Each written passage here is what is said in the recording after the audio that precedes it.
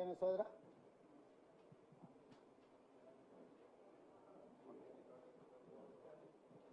Media మిత్రులకు నమస్కారం. గత కొన్ని రోజులుగా దేశ స్థాయిలో జరుగుతున్న పరిణామాలు, తెలంగాణ రాష్ట్రం మీద కేంద్ర ప్రభుత్వం, భారతీయ జనతా పార్టీ నాయకత్వం చేస్తున్న దాడుల్ని మీరందరూ కూడా కళ్ళతో చూసిండ్రు. ప్రధానంగా నిర్దిష్టమైన స్పష్టమైన ఆరోపణ, కాంగ్రెస్ పార్టీ అధ్యక్షుడిగా, తెలంగాణ రాష్ట్ర ముఖ్యమంత్రిగా ఆర్ఎస్ఎస్ మూల సిద్ధాంతాల మీద, భారతీయ జనతా పార్టీ రాజకీయ విధానం మీద నేను స్పష్టంగా మాట్లాడడం జరిగింది, ప్రజలకు వివరించడం జరిగింది. దాంట్లో ప్రధానంగా ఆర్ఎస్ఎస్ ఈ దేశంలో భారత రాజ్యాంగం ప్రకారం డాక్టర్ బాబాసాహెబ్ అంబేద్కర్ గారి నేతృత్వంలో సంక్రమించిన రిజర్వేషన్లను రద్దు చేయాలన్న ఆలోచన ఆర్ఎస్ఎస్ యొక్క మూల సిద్ధాంతము. ఈ మూల సిద్ధాంతాన్ని అమలు చేయడానికి వాళ్ళు ఒక రాజకీయ కార్యాచరణను ఎన్నుకున్నారు. ఆ రాజకీయ కార్యాచరణ పేరే భారతీయ జనతా పార్టీ. ఈ భారతీయ జనతా పార్టీ సమయము, సందర్భము, అవకాశం వచ్చిన ప్రతి సందర్భంలో ఏ విధంగానైనా రాజ్యాంగాన్ని మార్చి, రాజ్యాంగం ద్వారా సంక్రమించిన ఎస్సీ ఎస్టీ రిజర్వేషన్లను, ఆ తర్వాత ఇచ్చిన కులాల ప్రాతిపదికన ఇచ్చిన ఓబీసీ రిజర్వేషన్లను రద్దు చేయాలనేదే వాళ్ళ ఎజెండా. దీనికి సంబంధించి నేను వివరాలతో కూడుకున్న ప్రెస్ మీట్లు పెట్టడం కానీ, బహిరంగంగా మాట్లాడడం కానీ జరిగింది. దీన్ని దేశ స్థాయిలో చర్చకు రావడం వల్ల భారతీయ జనతా పార్టీ కార్యాచరణ, ఆర్ఎస్ఎస్ యొక్క ఈ రిజర్వేషన్ల రద్దు సిద్ధాంతం మీద చర్చ జరగడంతో ఎన్నికల ప్రయోజనాలు దెబ్బ తగులుతుందేమో అని భారతీయ జనతా పార్టీ ఆ విషయాన్ని కప్పిపుచ్చుకోవడానికి, ఆ విషయం చర్చ జరగకుండా శాయశక్తుల ప్రయత్నం చేసింది. ఆ ప్రయత్నంలో భాగంగానే నా మీద ఢిల్లీలో మినిస్ట్రీ ఆఫ్ హోమ్ అఫేర్స్ స్వయంగా కేంద్ర హోంశాఖనే ఫిర్యాదు చేసి నా మీద అక్రమ కేసులు పెట్టి, ఆ అక్రమ కేసుల నోటీసు నాతో పాటు కాంగ్రెస్ పార్టీ సోషల్ మీడియా పనిచేసే వాళ్ళందరినీ 5-6 మందికి నోటీసులు ఇచ్చి గాంధీ భవన్కే వచ్చి ధైర్యంగా మాకు నోటీసులు ఇచ్చి ఈరోజు ఢిల్లీలో హాజరు కావాలని హుకుం జారీ చేసి, నేను సూటిగా ఈ దేశ ప్రధానమంత్రి గారిని, ఈ దేశ కేంద్ర హోంశాఖ మంత్రి గారిని, మీరు పదే పదే తెలంగాణ రాష్ట్రానికి వస్తున్నారు కదా, మీ పార్టీ విధానాన్ని వివరించకుండా, మీ పార్టీ యొక్క ఆలోచన, గతంలో మీ మంత్రులు, గతంలో మీ పార్టీ నాయకులు చేసిన వ్యాఖ్యలను పరిగణలోకి తీసుకోకుండా, అంతకంటే ముందు 2000 సంవత్సరంలో అటల్ బిహారీ వాజ్పేయి గారు ఈ దేశానికి ప్రధానమంత్రిగా ఉన్నప్పుడు ఆనాటి రాష్ట్రపతి కేఆర్ నారాయణన్ గారి బడ్జెట్ సమావేశంలో ఉమ్మడి సభలను ఉద్దేశించి వారి ప్రసంగంలో మీరు పొందుపరిచిన సారాంశము, ఆ తర్వాత కేంద్ర ప్రభుత్వం ఇచ్చిన గెజిట్ నోటిఫికేషను, ఆ తర్వాత కేంద్ర ప్రభుత్వం అపాయింట్ చేసిన జస్టిస్ వెంకటాచలయ్య కమిషన్ రాజ్యాంగంను మార్చడానికి తీసుకోవాల్సిన చర్యలను, సూచనలను జస్టిస్ వెంకటాచలయ్య కమిషన్ అపాయింట్ చేసి, వారితో 10 మంది రాజ్యాంగ నిపుణులను అందులో చేర్చి 2002లో వారు ఇచ్చిన సూచనలు మీరు దాచిపెట్టుకొని ఈరోజు రహస్య ఎజెండాగా మార్చుకొని 2024 ఎన్నికల్లో మీ పార్టీకి 2/3 మెజారిటీ వస్తే 2/3 మెజారిటీతోని రాజ్యాంగాన్ని మార్చడానికి మీరు వేసుకున్న ప్రణాళికలను నేను ప్రస్తావించిన, నేను ఇంత విస్పష్టంగా, నిర్దిష్టంగా ప్రధాన ప్రతిపక్ష పార్టీ కాంగ్రెస్ పార్టీ ఈ దేశానికి ఎస్సీ ఎస్టీ ఓబీసీ రిజర్వేషన్లు ఇచ్చిన పార్టీగా ఆ పార్టీ ముఖ్యమంత్రిగా మీ మీద ఆధారాలతో కూడుకున్న ఆరోపణలు నేను చేస్తున్నప్పుడు ప్రభుత్వం వివరణ ఇచ్చుకోవడం కానీ ప్రభుత్వం ఒకవేళ వాళ్ళు చేయాలనుకుంటున్న చర్యల వల్ల సమాజానికి నష్టం జరుగుతుంది అనుకుంటే సవరించుకోవడం కానీ చేయకుండా ఎన్నికల్లో నెగ్గడానికి ఈడీ ఇన్కమ్ ట్యాక్స్ సిబిఐని వినియోగించినట్టు ఇప్పుడు ఢిల్లీ పోలీసులు నా మీద ప్రయోగం చేస్తున్నారు. ఢిల్లీ పోలీసులను ప్రయోగించడం వల్ల తెలంగాణ రాష్ట్రం తెలంగాణ సమాజం భయపడుతుంది అనుకొని తెలంగాణ ముఖ్యమంత్రిగా దళితులకు గిరిజనులకు బలహీన వర్గాలకు అండగా నిలబడకుండా మీ ముందు లొంగిపోతానని ఈ ఢిల్లీ సుల్తాన్లు ఎందుకు అనుకుంటున్నారో నాకైతే అర్థం కాలేదు. ఈరోజు ఈ బాధ్యత ఈ హోదా ఈ దళితులు గిరిజనులు బలహీన వర్గాలు మైనారిటీలు మాకు ఇస్తే వచ్చిన హోదా ఈ హోదా ఖచ్చితంగా రిజర్వేషన్లను కాపాడడానికి భారతీయ జనతా పార్టీ చేపడుతున్న కుట్రను తిప్పికొట్టడానికి తప్పకుండా ఈ బాధ్యతను నేను ఉపయోగిస్తా. ఈరోజు మీడియా మిత్రులకు క్రొనలాజికల్గా కొన్ని విషయాలను మీ దృష్టికి ఈరోజు మీకు ఇస్తాం. 2000 సంవత్సరంలో ఫిబ్రవరి 22, 2000 సంవత్సరంలో భారతీయ జనతా పార్టీ నేతృత్వంలో ఉన్న ఎన్డీఏ ప్రభుత్వం అటల్ బిహారీ వాజ్పేయి గారు ప్రధానమంత్రిగా గెజిట్ నోటిఫికేషన్ విడుదల చేసిండ్రు. ఈ గెజిట్ నోటిఫికేషన్లో ఒక పారాగ్రాఫ్ నేను చదివి వినిపిస్తాను. Whereas the national agenda for governance contains a pledge that a commission shall be appointed to review the Constitution of India in the light of more than 50 years of its working and make suitable recommendations for any possible changes, and this pledge was affirmed in the President's address followed by a motion of thanks from the both House of Parliament. స్పష్టంగా ఉభయ సభలను ఉద్దేశించి ఆనాటి రాష్ట్రపతి KR Narayanan గారు మాట్లాడిన ప్రసంగం తర్వాత మేము ఒక కమిషన్ అపాయింట్ చేస్తున్నాము అని గెజిట్ నోటిఫికేషన్. ఈ గెజిట్ నోటిఫికేషను మీలాగా ఫేక్ వీడియోలను ఫేక్ లేకపోతే ఆధారాలను సృష్టించలేదు. గవర్నమెంట్ ఆఫ్ ఇండియా దగ్గర పార్లమెంట్లో ఈ గెజిట్ నోటిఫికేషన్ ఉంటుంది.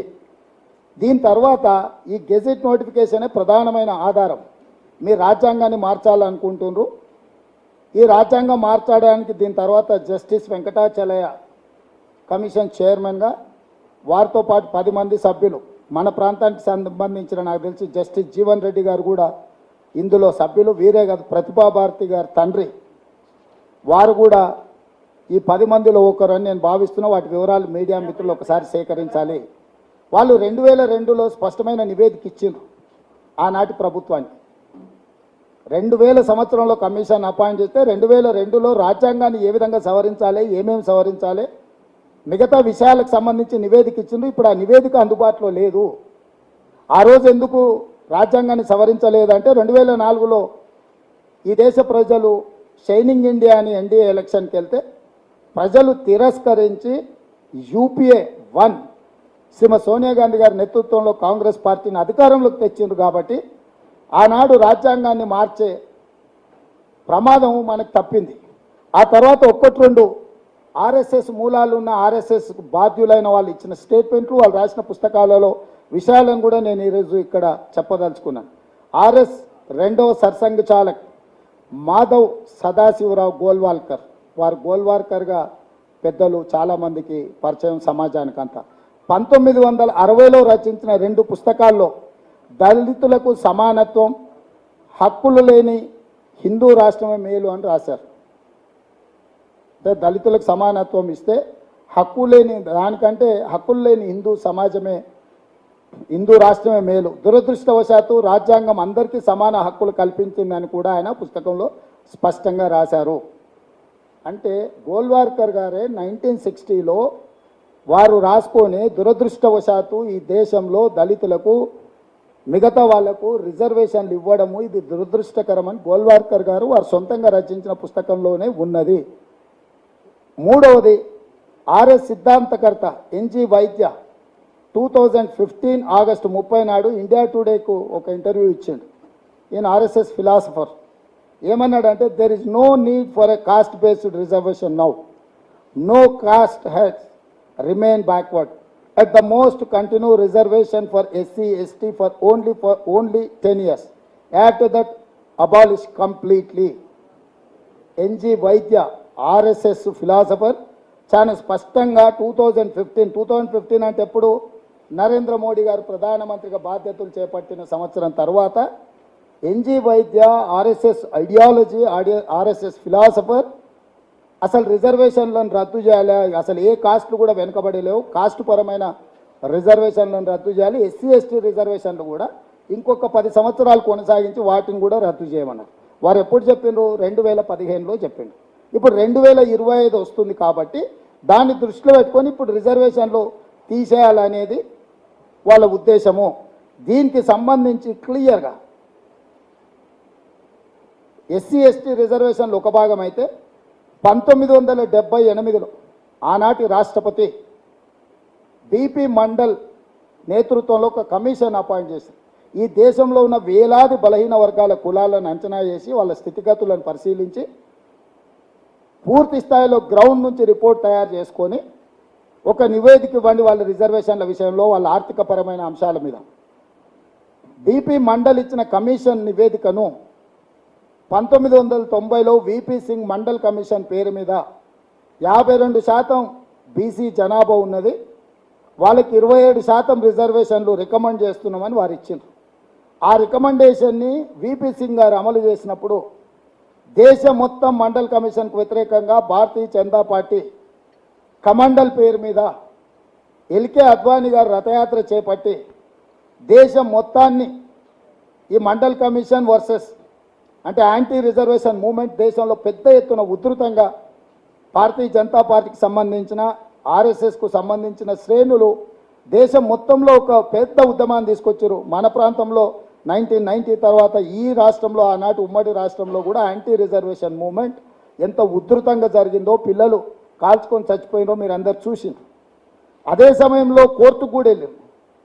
9 మంది జడ్జిలు ఉండే ధర్మాసనం రిజర్వేషన్లు న్యాయసమ్మతమే, రిజర్వేషన్లను కొనసాగించాల్సిందే, ఇంతకంటే పెంచాలనుకున్నప్పుడు బలహీన వర్గాల యొక్క జనాభా లెక్కించి జనాభాను ప్రాతిపదికన మీరు రిజర్వేషన్లు పెంచాలి అని అప్పర్ లిమిట్ 50%కు క్యాప్ పెట్టారు. అంటే అప్పటికి 15% ఎస్సీలకు, 7.5% ఎస్టీలకు, 22.5% వీళ్ళకి రిజర్వేషన్లు ఉన్నాయి. ఇంకొక 27% బీసీలకు ఇస్తే 49.5% అయింది. 50% మించకుండా రిజర్వేషన్లను అమలు చేయండి.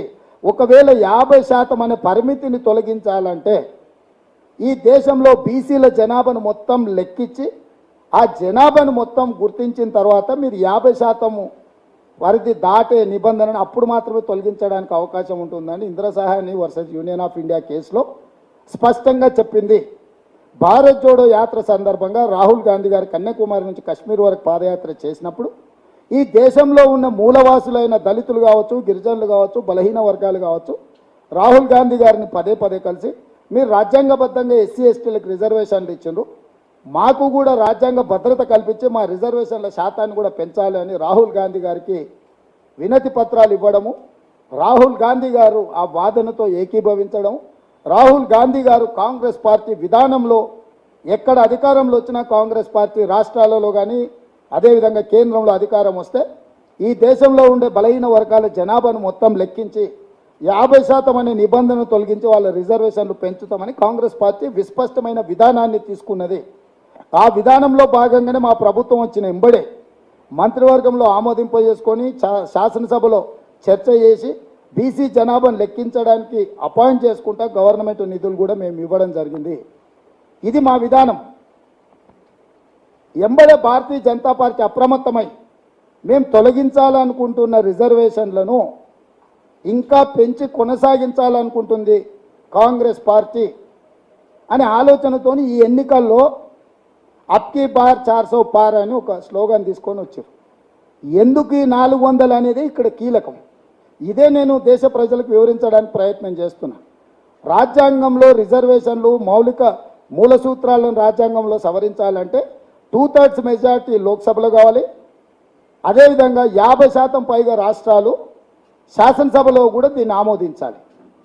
అందుకే ఈరోజు 400 సీట్లు వస్తే 2/3 మెజార్టీతోని అక్కడ చట్టం చేసి వివిధ రాష్ట్రాలలో 8 రాష్ట్ర ప్రభుత్వాలు కాంగ్రెస్ పార్టీ ఎన్నికైనా ప్రతిపక్షాలు ఎన్నికైనా వాడిని పడగొట్టి వివిధ రాష్ట్రాలలో బీజేపీ సొంత ప్రభుత్వాలను ఏర్పాటు చేసుకున్నది. ఈ రిజర్వేషన్లను రద్దు చేయాలంటే లోక్సభలో 2/3 మెజారిటీ కోసం ఈ ఎన్నికల్లో అన్ని దుర్మార్గాలకు పాల్పడుతూ అన్ని రకాలుగా ఒత్తిడి చేసి లొంగ తీసుకొని పార్టీలను చీల్చి చివరికి అసహించుకునే పరిస్థితిలో ఎన్సీపీని చీల్చి అజిత్ పవార్ను శివసేనను చీల్చి ఏక్నాథ్ షిండేలను ప్రతి రాష్ట్రంలో కర్ణాటకలో పార్టీలను చీల్చడం ఇట్లా 8 రాష్ట్రాలల్లో ప్రతిపక్ష ప్రభుత్వాలు ఉన్న వాటిని పడగొట్టి భారతీయ జనతా పార్టీ తమ ప్రభుత్వాలను ఏర్పాటు చేసుకుంది. వాళ్ళ లక్ష్యం ఒక్కటే, 1925లో మొదలైన రాష్ట్రీయ స్వయం సేవక్ సంఘ్ 100 సంవత్సరాలలో వాళ్ళకు కొన్ని గోల్స్ పెట్టుకొని బయలుదేరింది. ఒకటి, దేశాన్ని హిందూ దేశంగా ప్రకటించాలని, 2 రిజర్వేషన్లను తొలగించాలని. ఇట్లాంటి చాలా ప్రాధాన్యతతో కూడుకున్న అంశాలు ఉన్నాయి. మిగతా 370 ఆర్టికల్ కానీ, ట్రిపుల్ తలాక్ కానీ, సిటిజన్ అమెండ్మెంట్ యాక్ట్ కానీ, యూనిఫామ్ సివిల్ కోడ్ కానీ, ఇవన్నీ ఆర్ఎస్ఎస్ యొక్క విధానాలు. వాటన్నిటినీ మోడీ గారు అమిత్ షా గారు పూర్తి చేసిండ్రు 17వ లోక్సభలో. ఇప్పుడు 18వ లోక్సభలో 2025 రాబోతుంది కాబట్టి రిజర్వేషన్లను రద్దు చేయడానికి ప్రణాళికబద్ధంగా పకడ్బందీగా ఈరోజు వాళ్ళు ఈ కార్యక్రమాన్ని చేపట్టిండ్రు. ఈ విషయాలను నేను ప్రస్తావించిన ఎంబడే నా మీద కేసు పెట్టి ఎవరో సోషల్ మీడియాలో పోస్టింగ్ పెడితే ఒక రాష్ట్ర ముఖ్యమంత్రిని బాధ్యుని చేసి ఫిర్యాదుదారులు ఎవరు? భారతీయ జనతా పార్టీకి ఢిల్లీలో శాఖ ఉంది, తెలంగాణలో శాఖ ఉంది, భారతదేశం అంతుంది, ఇతర దేశాలలో కూడా వాళ్ళకి సభ్యులు ఉన్నారంటారు. వాళ్ళు ఎవరు చేయలే.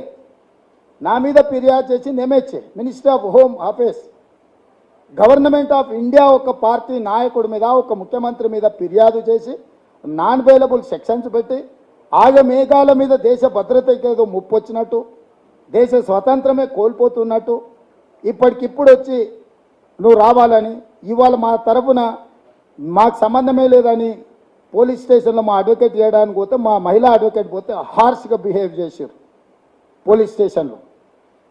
అంటే మేల్ ఆఫీసర్ అబ్యూజ్ చేసిన మా అడ్వకేట్లను. అంటే ఢిల్లీ పోలీసుని ఎందుకు ఎన్నుకున్నారంటే, ఢిల్లీ పోలీసులు కేంద్ర హోంశాఖ కింద పనిచేస్తారు.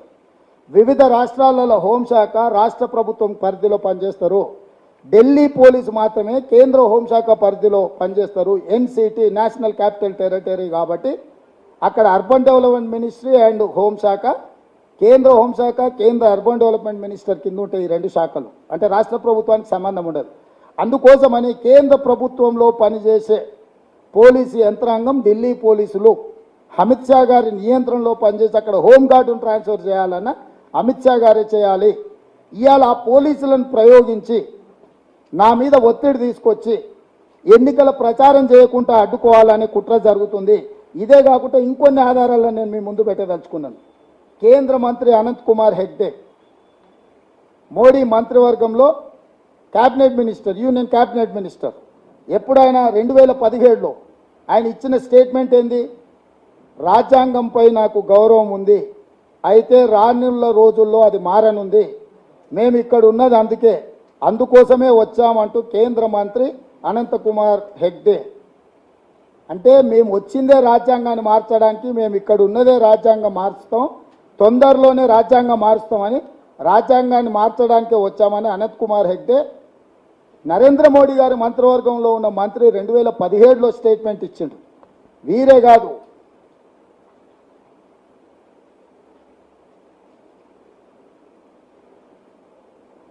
Speaker Sumitra Mahajan, Lok Sabha speaker 2014 to 2019 వరకు ఉన్న లోక్సభ స్పీకర్, రిజర్వేషన్ల అభివృద్ధిని తీసుకొస్తాయా? స్పీకర్ సుమిత్రా మహాజన్ కేవలం సామాజిక సమానత్వం కోసం అంబేద్కర్ అప్పట్లో రిజర్వేషన్ల వ్యవస్థను ప్రవేశపెట్టారు.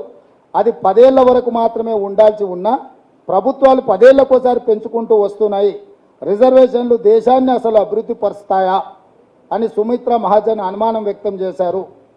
అంటే లోక్సభ స్పీకర్ నరేంద్ర మోడీ గారు ప్రధానమంత్రిగా ఉన్న లోక్సభ స్పీకర్గా పనిచేసే సుమిత్రా మహాజన్ గారు రిజర్వేషన్లను వ్యతిరేకించుకుంటూ రిజర్వేషన్ల గురించి మాట్లాడింది. వీరే కాదు, వైద్యన్ మళ్ళీ కూడా 2017లో కూడా ఆర్ఎస్ లీడర్ మన్మోహన్ వైద్య ఏమన్నాడు ఆయన? The cost based reservation must end at some point and every one should get more job opportunities. అంటే క్లియర్గా వీళ్ళందరూ వాళ్ళకి సంబంధించిన వాళ్ళు, ఆర్ఎస్ఎస్ బీజేపీకి సంబంధించిన వాళ్ళు రిజర్వేషన్లను రద్దు చేస్తామని విస్పష్టంగా ప్రణాళికబద్ధంగా ఒక ఎజెండాను తీసుకొని ముందుకెళ్తున్నారు. ఇప్పుడు నేను అడుగుతున్నా భారతీయ జనతా పార్టీని, దేశ ప్రధానమంత్రిని, కేంద్ర హోంశాఖ మంత్రిని, ఎన్డీఏ ఉన్నప్పుడు సెకండ్ టైం ఎన్డీఏ వాజ్పేయి గారు ఉన్నప్పుడు ఫిబ్రవరి 1, 2000 సంవత్సరంలోనే మొదలుపెట్టి ఫిబ్రవరి 22, 2000 సంవత్సరంలో జస్టిస్ వెంకటాచలయ కమిషన్ అపాయింట్ చేసి రాజ్యాంగాన్ని మారుస్తున్నాము. అప్పుడు ప్రాతిపదిక ఏం చూపించారు? 50 సంవత్సరాలు పూర్తయింది రాజ్యాంగాన్ని మనము అమలు చేసుకోవడం. 50 సంవత్సరాల తర్వాత ఈరోజు రాజ్యాంగంలో మార్పులు చేయాలనుకుంటున్నాం, దానికోసం వెంకటాచలయ కమిషన్ అపాయింట్ చేసినామన్నారు. దాని మీద నరేంద్ర మోడీ గారు, అమిత్ షా గారు ఆలోచన ఏంది? వాళ్ళు ఏ విధానం? అసలు ఆ రోజు అపాయింట్ చేసిన కమిషన్ని తప్పుపడుతున్నారా? వాజ్పేయి ప్రభుత్వాన్ని కూడా తప్పుపడుతున్నారా? జస్టిస్ వెంకటాచలయ ఇచ్చిన నివేదికను మీరు ఏం చేసిండ్రు? దాని పట్ల మీ వైఖరి ఏంటి? అదేవిధంగా 2014 తర్వాత నీ మంత్రివర్గంలో ఉన్న వాళ్ళ నుంచి మొదలు పెడితే స్పీకర్ గారు కూడా రిజర్వేషన్లు వద్దు అని మాట్లాడినరు. దీని మీద నరేంద్ర మోడీ గారు, అమిత్ షా గారు, దేశ ప్రజలకు జేపీ నడ్డా గారు ఏం చెప్తారు? అందుకే ఈరోజు ఈ దేశ ప్రజలకు, ఈ దేశంలో ఉన్న ప్రతి ఒక్కరికి నేను విజ్ఞప్తి చేస్తున్నా. ఈసారి మీరు భారతీయ జనతా పార్టీకి వేసే ప్రతి ఓటు మీ ఎస్సీ, ఎస్టీ, బీసీ, ఓబీసీ రిజర్వేషన్ల రద్దుకు ఉపయోగపడతాయి. మీరు రిజర్వేషన్లను రద్దు చేసుకోవాలి. రాజ్యాంగంలో సమూలమైన మార్పులు జరిగి ప్రాథమిక స్వేచ్ఛకు భంగం కలగాలనుకుంటే భారతీయ జనతా పార్టీకి మీరు ఓటు వేయండి. మీరు భారతీయ జనతా పార్టీకి వేసే ప్రతి ఓటు మీ రిజర్వేషన్లు రద్దు అయితే నేను బల్ల గుద్ది చెప్తున్నా. ఈ రిజర్వేషన్లు ఉండాలి. బలహీన వర్గాలకు 50% క్యాప్ తీసి అడిషనల్ రిజర్వేషన్స్ ఇవ్వాలి అని అంటే కాంగ్రెస్ పార్టీకి ఓటు వేయండి. ఈరోజు రాజ్యాంగాన్ని మార్చి రిజర్వేషన్లు రద్దు చేసే వాళ్ళు ఎన్డీఏ కూటమి. రాజ్యాంగాన్ని ఉంచి రాజ్యాంగంలో బలహీన వర్గాల రిజర్వేషన్లు పెంచడానికి అవసరమైన నిర్ణయం తీసుకునేది ఇండియా కూటమి. రాజ్యాంగం ప్రాతిపదికగానే ఈ ఎన్నికలు జరుగుతున్నాయి. ఈ ఎలక్షన్లో వెల్ఫేర్ అండ్ డెవలప్మెంట్ అనేది పక్కకు పోయింది. ఈ ఎన్నికలు ఇంకా వెల్ఫేర్ అండ్ డెవలప్మెంట్ చుట్టూత చర్చలు జరగడం లేదు, జరగదు. ఈ ఎన్నికల్లో welfare and development is irrelevant. The relevance is that కాన్స్టిట్యూషన్ని మార్చాలన్నా మార్చకూడదా? మార్చాలనుకుంటే ఎన్డీఏ కూటమి, మార్చకూడదు అని అనుకుంటే ఇండియా కూటమి. ఎటువైపు నిలబడాలనో ఈ దేశంలో ఉండే దళితులు, గిరిజనులు, బలహీన వర్గాలు, మైనారిటీలు నిర్ణయించుకోండి. నరేంద్ర మోడీ గారు, అమిత్ షా గారు, మీరు పెద్ద పెద్ద పదవులు చేసిండ్రు, మీరు చాలా పెద్దవాళ్ళు, నేను కాదనను. నేను మొదటిసారి ముఖ్యమంత్రి అయినా మీ ముందులో చాలా చిన్నవాడే ఉండొచ్చు. మీరు మీ పోలీసులతో బెదిరించాలనుకుంటున్నారు చూడండి, అదొక్కటి మాత్రం జరగదు. కావాలంటే ఒక ఆయన ఈ రాష్ట్రంలో ఉంటాడు, ఫ్రీగానే ఉన్నాడు, ఎప్పుడైనా కావాలంటే మీరు పోయి ఆయన అడుగుండ్రు. ఇట్లా పోలీసు కేసులతోని, చెర్లపల్లి, చెంచల్గూడ జైళ్లతోని భయపట్టించుకొని రాజకీయం చేయాలనుకుంటే తెలంగాణ రాష్ట్రంలో జరిగిన పరిణామాలు, మేము చేసిన పోరాటం ఏందో మీకు తెలుస్తుంది. ఎందుకంటే చీకట్లు ఎట్లాగో మీతోనే మాట్లాడుతుంటాడు వాడు, ఒకసారి ఆయనను అడగండి. దయచేసి ఇలాంటి ప్రయత్నాలు మానుకోండి. మీరు చాలా పెద్దవాళ్ళు, మీరు మీ సిద్ధాంతాన్ని చెప్పుకోండి. మేము చెప్తున్నాం మీ సిద్ధాంతము, మీ విధానాన్ని మేము చెప్తున్నాము, ఆధారాలు బయట పెట్టినాము. ఇప్పటి వరకు అట్లాంటి ఆలోచనే లేదు. ఈ భూమి ఆకాశాలు ఉన్నంత వరకు ఈ రాజ్యాంగం ఇట్లనే ఉంటుందని మోడీ గారు నిన్న చెప్పినట్టు. మరి మీ అభిమాన నాయకుడు అటల్ బిహారీ వాజ్పేయి గారు ప్రధానమంత్రిగా తీసుకున్న నిర్ణయాలు ఈరోజు గెజిట్ నోటిఫికేషన్స్ను, జస్టిస్ వెంకటాచలయ కమిషన్ వివరాలను ఈరోజు ప్రపంచాన్ని ముందు నేను చర్చకు పెడుతున్నా. దీని మీద పూర్తి స్థాయిలో మీడియా వాళ్ళు కూడా చర్చకు తీసుకోవాలి. ఇది దేశం యొక్క ప్రజాస్వామిక మనుగడకే ప్రమాదము. ఈ ప్రమాదం నుంచి బయటపడేసే బాధ్యత ఫోర్త్ ఎస్టేట్ కూడా ఉన్నది. ఇది నా ఒక్కడి కోసమో నా పార్టీ కోసమో చేస్తున్న వాదన కాదు. ఈ దేశంలో ఉన్న 144 కోట్ల ప్రజల కోసం కాంగ్రెస్ పార్టీ పడుతున్న తాపత్రయము. దీన్ని దృష్టిలో పెట్టుకొని మీరు ఈ విషయం మీద చర్చ చేయాలన్నా చేయకూడదా మీరు నిర్ణయించుకోండి.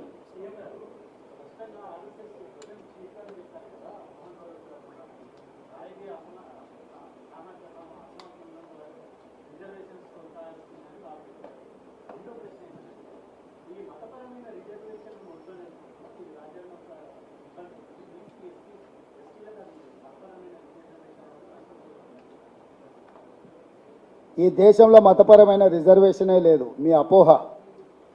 ముస్లింలకు ఇచ్చిన రిజర్వేషన్ బీసీ ఈ గ్రూప్ కింద ఇచ్చారు. మీ అపోహలతోని దేశాన్ని ప్రమాదం వైపు నెట్టకండి. ఏబిసిడిఈ డి వరకు ఈ వరకు రిజర్వేషన్లు ఉన్నాయి. బీసీ ఈ గ్రూప్లో వాళ్ళకి రిజర్వేషన్లు ఇచ్చారు. ఈ రిజర్వేషన్ల కంటే చాలా ముందే దూదేకులకు వాళ్ళందరికీ కూడా రిజర్వేషన్లు ఉన్నాయి. ఒకవేళ కావాలంటే మీరు ఎవరికైనా అవగాహన లేకపోతే దానికి అవగాహన ఉన్న రాజ్యాంగం పట్ల కొంత అవగాహన ఉన్న న్యాయ నిపుణులతో మీరు సంప్రదించండి. ప్రజల్ని తప్పుదోవ పట్టించి ఎమోషన్స్తోని ఆడుకోవాలని చూస్తున్నారు. ఇంత మాట్లాడే వీళ్ళు గోవధకు వ్యతిరేకమైన వాళ్ళు. లూలు బ్రదర్స్ అని కేరళ ముస్లిం ఇన్వెస్టర్, ఆయనకు గుజరాత్లో అండ్ ఉత్తరప్రదేశ్లో ఆయన స్లాటర్ హౌస్లు ఉన్నాయి. వీళ్ళే పర్మిషన్ ఇచ్చిండ్రు. సో వీళ్ళు చెప్పేదానికి చేసేదానికి ఇలాంటి పొంతన లేకుండా వ్యవహరిస్తున్నారు. ఇప్పుడు క్లియర్గా గోల్వార్కర్ గారు రాసిన పుస్తకం లైబ్రరీలు ఉంది కదా ఆర్ఎస్ఎస్కు, అది తప్పిదమంటారా మోహన్ భగవత్ గారు? వైద్య గారు ఇచ్చిన స్టేట్మెంట్ తప్పు అంటాడా? ఒకవేళ తప్పైతే చర్యలు తీసుకోమని నరేంద్ర మోడీ గారు ప్రభుత్వంలో ఉన్న స్పీకర్ గారు, క్యాబినెట్ మినిస్టర్ గారు చాలామంది, నేను ఒక ఇద్దరిద్దరు కోట్ చేసిన జస్ట్ ఎందుకంటే మీకు భారతీయ జనతా పార్టీలో నరేంద్ర మోడీ ప్రభుత్వంలో ఉన్న వాళ్ళు ఏం మాట్లాడినరు అని. సో వాటిని కప్పిపుచ్చుకొని మీరు ఆనాడు వాళ్ళ మీద ఏమన్నా చర్యలు తీసుకుని ఉంటే ఇట్లాంటి చర్చకే తావు లేకపోవు. మీరు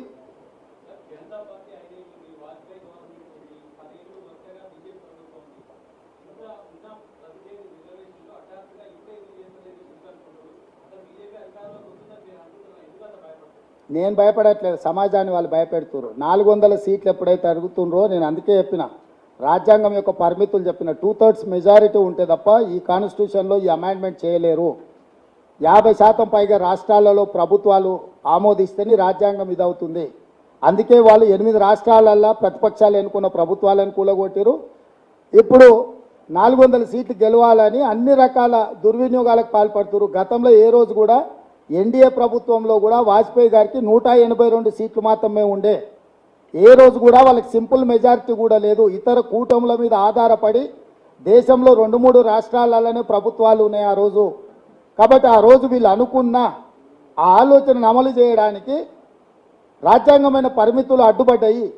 ఈరోజు అవన్నీ దాటుకుంటూ వచ్చి ఇంకెట్లయినా చేయాల్సిందే, ఈ విధానాన్ని అమలు చేయాల్సిందే. అందుకే 400 సీట్లు కావాలని అన్ని అరాచకాలు అభ్యర్థులను భయపెట్టించి ఉపసంహరించ చేసుకొని ఏకగ్రీవం ఎన్నికలు చేసుకుంటారు. ఈ కాలంలో ఈ దేశంలో వార్డు మెంబర్ కూడా ఏకగ్రీవం అవడం అంత ఆషామాషి కాదు. ఇద్దరిద్దరు ఎంపీలు ఏకగ్రీవంగా ఒత్తిడి తీసుకొచ్చి బీజేపీ వాళ్ళు అవుతున్నారు అంటే ఏం జరుగుతుంది దేశంలో మీరు ఆలోచన చేయండి.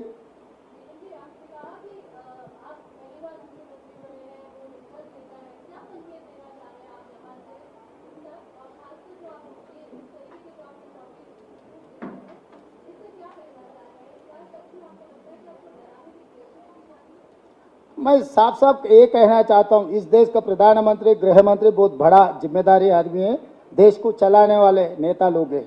क्योंकि 13 साल मुख्यमंत्री था नरेंद्र मोदी जी और 10 साल प्रधानमंत्री. गृह मंत्री भी बहुत सारे सालों से राजनीति में हैं.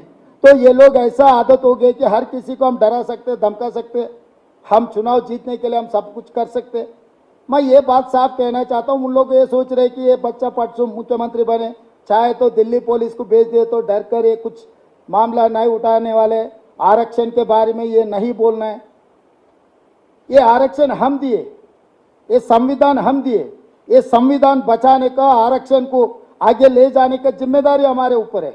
तो जिम्मेदारी से ज़्यादा कोई जिम्मेदारी मेरे लिए नहीं है, मैं किसी के लिए कि आपको तो पता है हम किसी को डरते या नहीं डरते, पुलिस या जेल से हम डराए नहीं तो वो सोचदार को हराए नहीं हराए आपको पता है। तो इसीलिए मैं बात साफ कहना चाहता हूं, भाई आप बड़े जिम्मेदारी में बैठा हुआ है तो बड़े जिम्मेदारी से जवाब दो, किसी को डरा के धमकाने से कोई कुछ फायदा नहीं है। ये सब सारे एविडेंसेस बाहर नहीं बोलना, इतना ही है उन लोगों का मकसद। और क्या, अभी उन लोगों को दिक्कत यह आ गई कि पूरा देश सोच रहे, दलित, आदिवासी, ओबीसी सब लोग आज सोचने में लग गए, अरे भाई आगे अगर भारतीय जनता पार्टी को हम वोट दिए तो SC ST reservation and OBC reservation निकालने वाले, संविधान को बदलने वाले, तो ये नुकसान सीधा सीधा उनके घर को पहुंच रहा है। अभी चुनाव में वेलफेयर एंड डेवलपमेंट के बारे में कोई चर्चा नहीं है।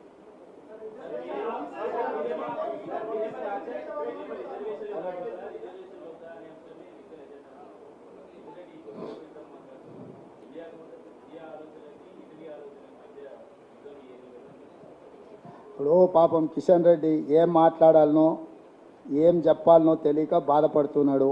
నేను ఆ రోజే చెప్పిన, ఈస్ట్ ఇండియా కంపెనీ మొట్టమొదట సూరత్కు వచ్చింది, సముద్రం పక్కన సంసారం మొదలుపెట్టి దేశాన్ని ఆక్రమించుకున్నది. ఈరోజు అదాని ప్రధాని ఇద్దరు సూరత్ నుంచే బయలుదేరిండ్రు ఈ దేశాన్ని తమ కబంధ హస్తాలలో పెట్టుకొని పాలించాలని.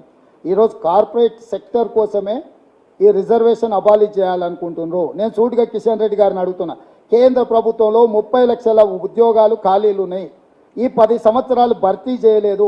ఒకవేళ ఈ 30 లక్షల కేంద్ర ప్రభుత్వ ఖాళీలను భర్తీ చేసినుంటే ఇందులో 15 లక్షలు స్ట్రైట్గా జనరల్ మెరిట్ వచ్చే వాళ్ళని వదిలేస్తే 15 లక్షలు SC ST OBC వెల్ ఎడ్యుకేటెడ్కి ఉద్యోగాలు వచ్చి ఉండేటివి. అంటే తద్వారా మీరు ఆ రిజర్వేషన్లను అట్లా అన్యాయం చేసిండ్రు. రెండవది BSNL, LIC, రైల్వేస్, ఎయిర్పోర్ట్ అన్ని నేషనల్ కంపెనీస్ నవరత్నాస్ అమ్మడం వల్ల ప్రభుత్వ ఉద్యోగాలు దొరకడం లేదు, అవన్నీ ప్రైవేటైజ్ అయిపోయినాయి ఈరోజు.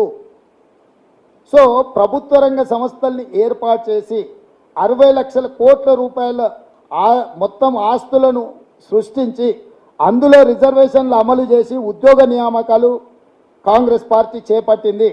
ఇవాళ వాటన్నిటిని అమ్మడం ద్వారా ఈ దేశంలో ఉండే SC ST OBCలకే ఎక్కువ నష్టము.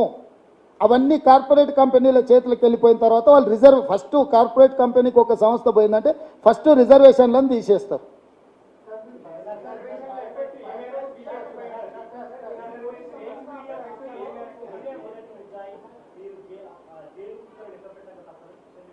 ఇప్పుడు కిషన్ రెడ్డి పోకిరి మాటలకు ఏముంటుంది, ముఖ్యమంత్రి ఎవడైనా ఫేక్ వీడియోలు తయారు చేస్తాడా, బుర్రునే మాట్లాడుతుర్రా ఎవరైనా? నేను ఇంత నిర్దిష్టంగా నేనే కూర్చొని మాట్లాడుతున్నా, నేను మాట్లాడిన వీడియోలో మీరు లైవ్ వేసుకుంటున్నారు, వాళ్ళు రిజర్వేషన్లు రద్దు చేస్తామని. ఇంకా ఫేక్ తయారు చేయాల్సిన అవసరం నాకేముంది? ఏమన్నా అంటే కొంచెం కామన్ సెన్స్ లాజిక్ అప్లై చేయండి. నేను ఓపెన్గా ప్రెస్ మీట్ పెట్టి బహిరంగ సభలల్లో yes Bharatiya Janata party RS రిజర్వేషన్లు రద్దు చేస్తుందని నేను చెప్తున్నాను, ఇంకా మళ్ళీ ఫేక్ వీడియో ఎందుకే?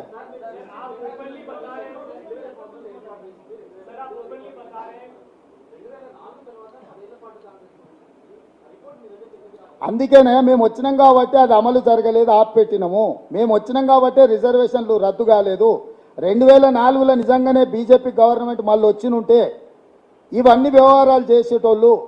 ఈయన వచ్చిన తర్వాత చాలా విషయాలు చేసిండు. ఇప్పుడు అందుకే ఎప్పుడు కూడా బీజేపీ కానీ జనతా పార్టీ కానీ ఎందుకు చేయలేదంటే వాళ్ళకి ఏ రోజు కూడా అబ్సల్యూట్ మెజారిటీ లేదు. కూటంల కుంపటిలో వాళ్ళకి చేయడానికి అవకాశం రాలే. ఈరోజు 400 సీట్లు వస్తే చేసేద్దామని 8 రాష్ట్రాలలో రాష్ట్ర ప్రభుత్వాలను కూల్చేసి వాళ్ళ ప్రభుత్వాలను ఏర్పాటు చేసుకున్నారు. సో ఈరోజు వాళ్ళు క్రిస్టల్ క్లియర్గా సింగిల్ పాయింట్ ఎజెండాగా ముందుకెళ్తున్నారు. రాజ్యాంగాన్ని సవరించాలి, రిజర్వేషన్లను రద్దు చేయాలి, ఇది ఒక్కటే ఎజెండా.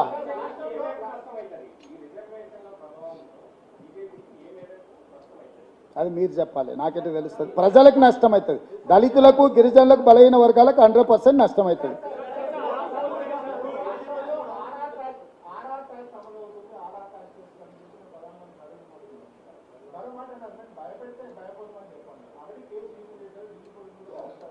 పంపిరు వచ్చారు, ఇక్కడనే ఉన్నారు.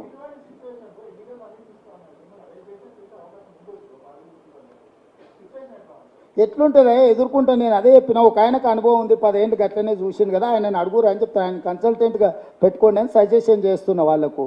ఇట్లనే బెదిరిస్తే ఏమైతే చివరికి ప్రజలు ఏం తీర్పిస్తారు? తెలంగాణ ప్రజలు.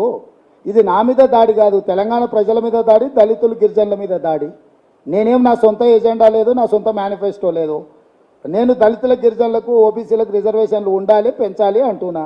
అట్లా మాట్లాడితే నిన్ను లోపలేస్తామని మోడీ అమిత్ షా గారు అంటున్నారు. మీరు ఎటువైపు నిలబడతారో మీరు ఆలోచన చేసుకొని నిలబడి ఉండ్రి.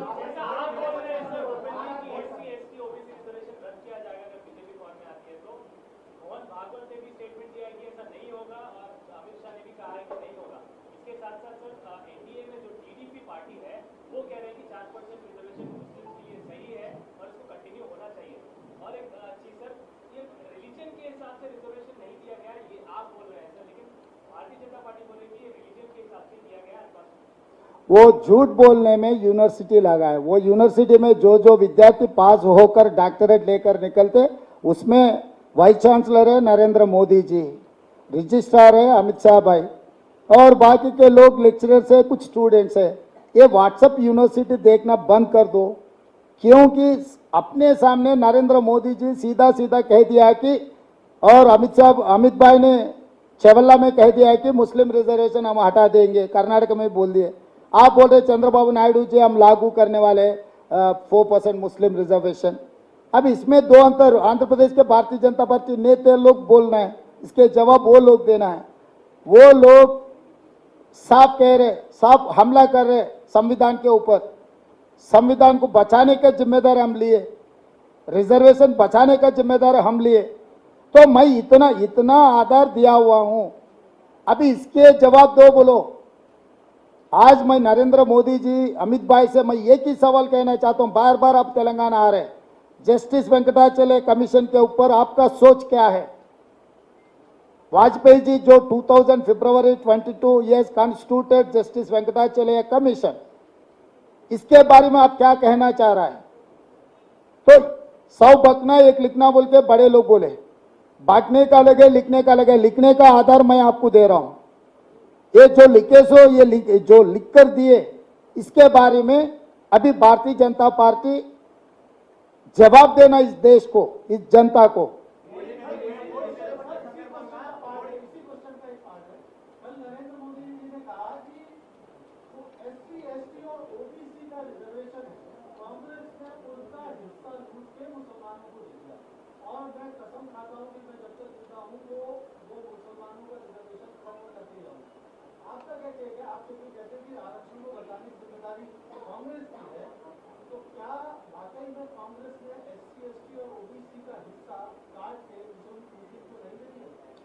संजय जी इतना झूठ है, 10 साल पहले हम लोग रिजर्वेशन दिया हुआ है, किसी का काट के किसी को दिया हम लोग?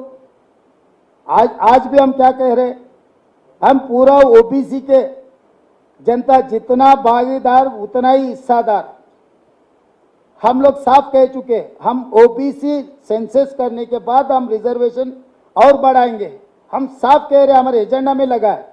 मोदी जी जो झूठ बात कहने के लिए कोशिश करे, कहां से आया वो सोच? अगर 10 साल आप थे, अगर हम लोग कुछ गलत किए तो लोकसभा में क्यों नहीं उठाया मुद्दा को? अभी आके यहां पर भाषण क्यों दे रहे? भाई आप ही मुख्य प्रधानमंत्री है, गृह मंत्री अमित भाई है, तो सब मिलकर आप आपके कैबिनेट में लगा के हम क्या गलती किए पूरा निकाल दो। तो गलत झूठे बात, ये व्हाट्सएप यूनिवर्सिटी में आदत हो गए कांग्रेस के खिलाफ बोलने का। तो ऐसे बातों से कुछ फायदा नहीं है, लोग इन लोगों को मानने वाले नहीं है।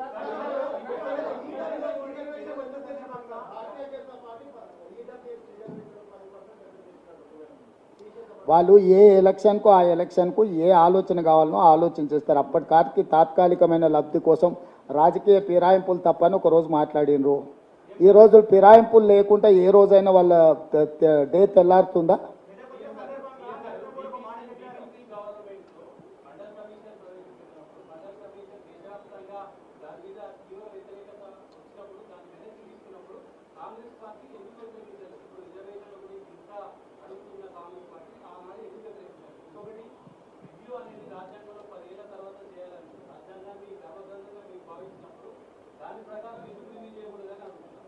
ఇప్పుడు నేను బీజేపీ వాళ్ళు ఏం అడుగుతున్నారని కాదు, రిజర్వేషన్ ఎందుకు రద్దు చేయాలంటున్నారో దానికి సమాధానం చెప్పమంటున్నారు. వాళ్ళ అధికారంలో వాళ్ళు మమ్మల్ని అడిగేది ఏంది? వాళ్ళ చేతుల్లోనే అధికారం ఉంది. అడిగే బాధ్యత ప్రతిపక్షాంది, చెప్పే బాధ్యత పాలకపక్షాంది. వాళ్ళు చేస్తున్న తప్పులు మేము లేవనెత్తున్నాం, దాని మీద జవాబు చెప్పమని ఉంది. అవును, ఆమె స్పీకర్ గుండి చేసింది అంటున్నా. ఇప్పుడు నిర్ణయం చేయాల్సింది నరేంద్ర మోడీ గారు. ఆయన్నే ప్రధానమంత్రికి దేశానికి దిగిపోయిందా? దిగిపోతే మేము జవాబు చెప్తాం. ఆయన దిగిపోమని ఉంటే మేము వచ్చి కూర్చున్నాక నువ్వు చెప్పే అడిగే ప్రశ్నలకు అన్నిటికీ సమాధానం చెప్తాం.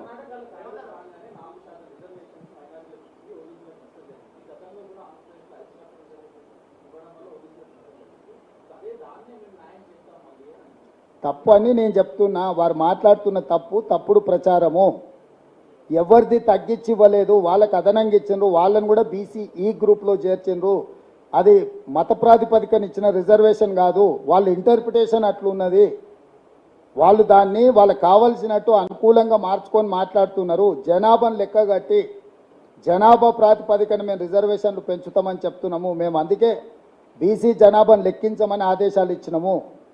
బీహార్లో మేము లెక్క పెట్టినాము, రాజస్థాన్లో మేము లెక్క పెట్టినాము, తెలంగాణలో మేము ఆదేశాలు ఇచ్చినాము. ఎక్కడెక్కడ రాష్ట్ర ప్రభుత్వాలు మా ఉన్నాయో అన్ని దగ్గరలో మేము ఆదేశాలు ఇస్తున్నాము. కేంద్రంలో అధికారంకి వచ్చిన తర్వాత ఈ రిజర్వేషన్లు పెంచేది కూడా మేము అమలు చేస్తాము.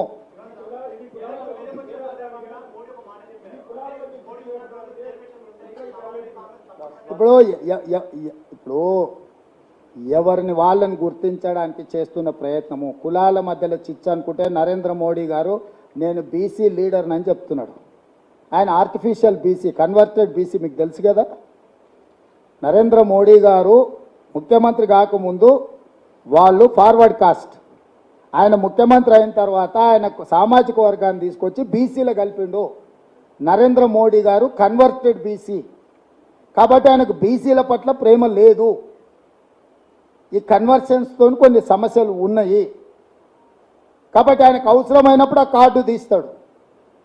मैं सबसे बड़ा बीसी नेता हूं, मैं बीसी है ना, इसीलिए कांग्रेस पार्टी मेरे को సతారే, ఇట్లాంటి స్టేట్మెంట్లన్నీ ఆయన ఇస్తూ ఉంటాడు. ఆయన మీరు ఇన్ని అడుగుతారు, నేను ఒకటే ప్రశ్న లాస్ట్కి చెప్పి, ఆయన ప్రధానమంత్రి అయిన తర్వాత 2019 ఎలక్షన్ల ముందర మన్మోహన్ సింగ్ పాకిస్తాన్తో కలిసి నన్ను హత్య చేయడానికి కుట్ర చేసి నన్ను స్టేట్మెంట్ ఇచ్చిండా? 5 సంవత్సరాలు ఈ దేశానికి ప్రధానమంత్రిగా ఉన్న వ్యక్తి 10 సంవత్సరాలు ప్రధానమంత్రిగా పనిచేసిన మన్మోహన్ సింగ్ గారి మీద పాకిస్తాన్తో కలిసి నరేంద్ర మోడీ గారిని హత్య చేయడానికి కుట్ర చేసిండు, సుపారీ ఇచ్చిండని ఆరోపణ చేసిండు. ఇంతకంటే పచ్చి అబద్ధం ఈ భూ ప్రపంచం మీద ఏమన్నా ఉంటుందా? అయినా మీరు ఇంకా నరేంద్ర మోడీ గారు చెప్పేటివన్నీ మొత్తం ఏమంటారు, ఇంకా అంతకంటే సత్యహరిచంద్రుడే లేడన్నట్టుగా మీరు మాట్లాడడము, దీన్ని బట్టి మీరు కూడా like, share, subscribe.